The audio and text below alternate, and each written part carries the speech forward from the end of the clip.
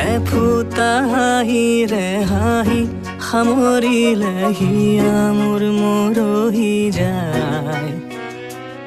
আজৰি পৰতে কথাবোৰ গাঁঠিলো, পাহৰো তোমাকে পাই। মৰম কি এনেকুৱাই, মৰম কি এনেকুৱাই, মৰম কি এনেকুৱাই, মৰম কি এনেকুৱাই।